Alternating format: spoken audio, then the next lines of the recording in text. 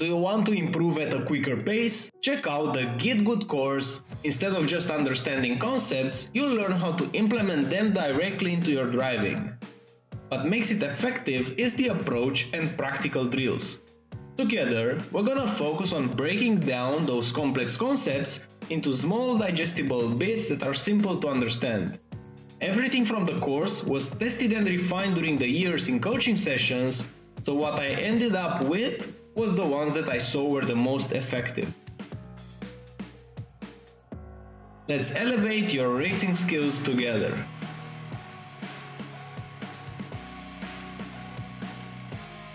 Now for the track guide. Before starting, if you enjoyed this video, giving it a like and a subscribe, it's a free way to support the channel as I can continue to create more content like this.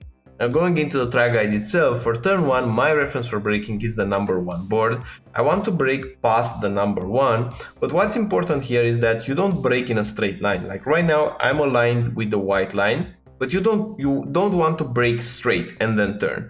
You want to first turn, point the car so that you will go towards this curbing on the right side and then brake in a straight line. So whenever the car is pointing and I'm applying the brakes past the 100 board, notice that now I have my steering wheel straight. So the position of the steering wheel is close to 0 degrees angle. I don't try to turn more, the car is already pointed because I want to first apex around the curbing like this. Don't go on the curbing, so apex around the white line.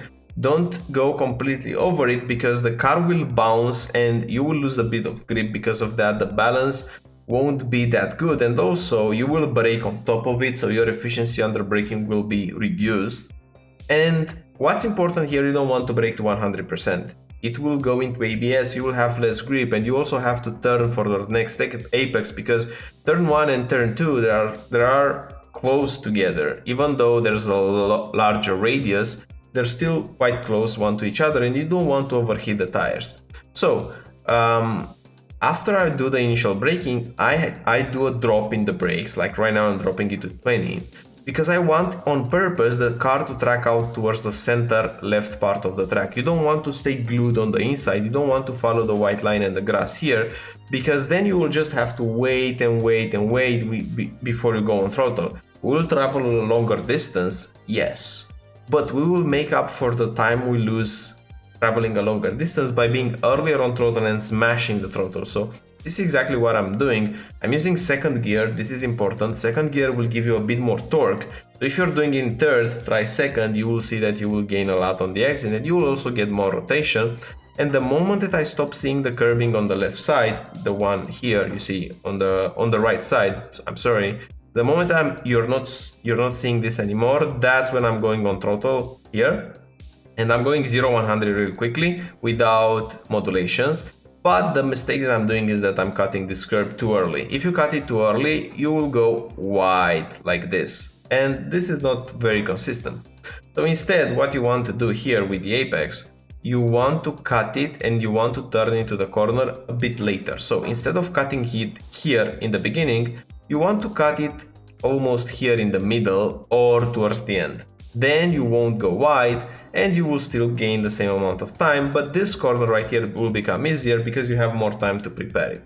Speaking of this corner, my braking point for this corner is whenever you see this white line around here that it goes towards the left like this.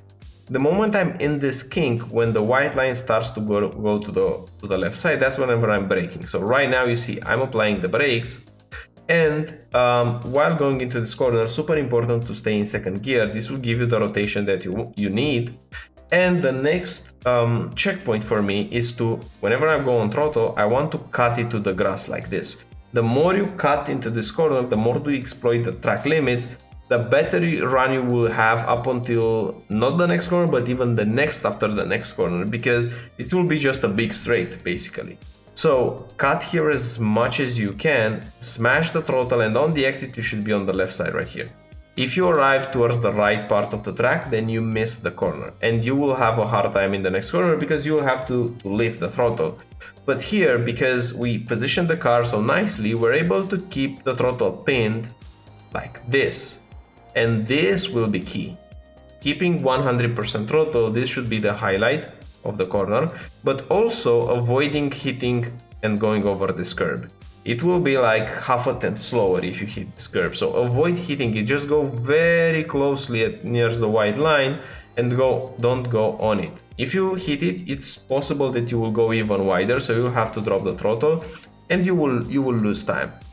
Now for the next corner, the high speed corner, first of all you need a good positioning, and notice here this curbing on the left side that it doesn't have that height of the previous one. So this one is not that aggressive, meaning we can use it. So I'm pushing my car, so I aligned my car not with the white line but with the grass. So I want to be at the beginning of the grass or the end of the curbing with my left tires to open up the corner as much as I can.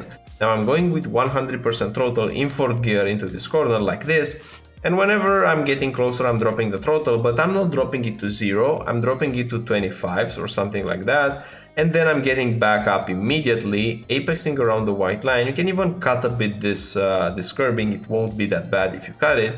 But what's important here, once you get pushed all the way to the left, the car will do a mini jump here. And if the car lands and you have too much steering angle, the car will spin. So you want to time the moment that the car lands with a bit less steering. You see right now I'm steering quite a lot, but now when the car lands, I'm steering back towards the left. That's key, because you want to balance the car, and whenever you get the grip again and you feel that all the 4 tires are in contact with the tarmac, then you will start to steer more because you don't want to hit the grass in front of you. You will get an off track. So I'm steering more right now, avoiding the grass and then getting back on track.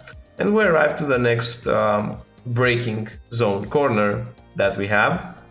My reference for braking is after we pass the number 1 cone. So whenever I'm not seeing the number 1, like right now, I'm applying the brakes. I want to brake in a straight line. You don't want to brake and turn. Here you will just brake in a straight line. And while braking in a straight line, you can go quite hard on the brakes, peaking around 90%. And you want to get eventually to first gear because that's going to give you a good rotation and it's going to give you a good torque on the exit. So keeping the brakes on a lot up until I arrive almost to the end of the curbing right here. Then in first gear I will turn more and more, and you don't want to go like all the way to hit the white line because you will have to cover a larger radius with your steering wheel, and it's quite possible that the car will understeer because you're asking a lot of the tires with this heavy braking. So instead use a bit less. Turn into a corner in first gear, and the moment that you push the throttle, this should be early. You see, at this point in time, I'm already back on throttle. This is key. You want to be early on throttle and you want to keep it at 100% without modulating when you go into this chicane.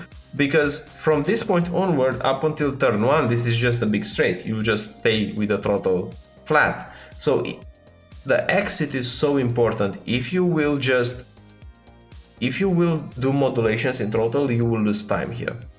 So keeping it flat, cutting a lot, that's key here in the first corner of the chicane. Now giving it second gear and cutting again, I'm looking at the grass right here so I can cut a lot. Keeping it flat, and you see right now it's just a straight line. Don't go all the way towards the left here.